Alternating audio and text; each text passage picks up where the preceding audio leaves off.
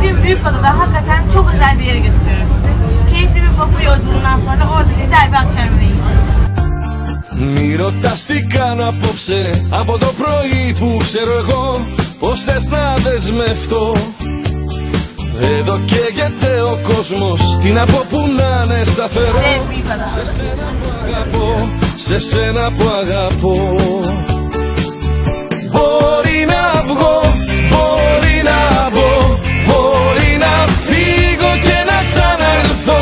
Bugün Büyükada'nın en kalabalık günlerinden birine geldik. Cumartesi günü adalar biliyorsunuz çok kalabalık oluyor.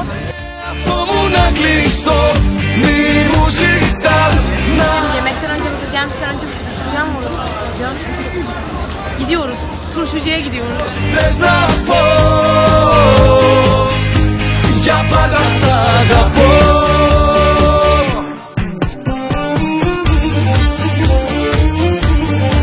Burası Büyükada'nın en ünlü turşucularından biri. Yani mutlaka geldiğinizde yemek zorundasınız. Özellikle acılı sevenler için acısı daha güzel. Ama ben yiyemiyorum. Αισθάνεσαι για μένα τα ίδια τώρα αισθάνομαι κι εγώ. Μα για δύο πως να πω. Εδώ μέσα σε μια ώρα καταστραφεί και μια χώρα. Μπορώ να υποσχεθώ σε σένα που αγαπώ. Μπορεί να βγω, μπορεί να μπω. Tamam yani Büyükada'yı herkes biliyor ama burayı herkes bilmez. Onu söylemek lazım. Μπορεί σε σένα να ανοιχτώ. Μπορεί στον εαυτό μου να κλειστώ. Μη μου ζητάς να οργιστώ. Σ' αυτό το χύμα κόσμο εγώ που ζω.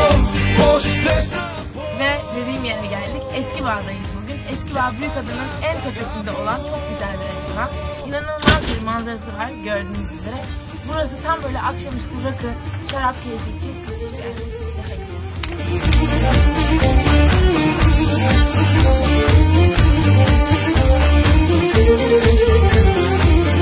Μπορεί να βγω, μπορεί να μπω.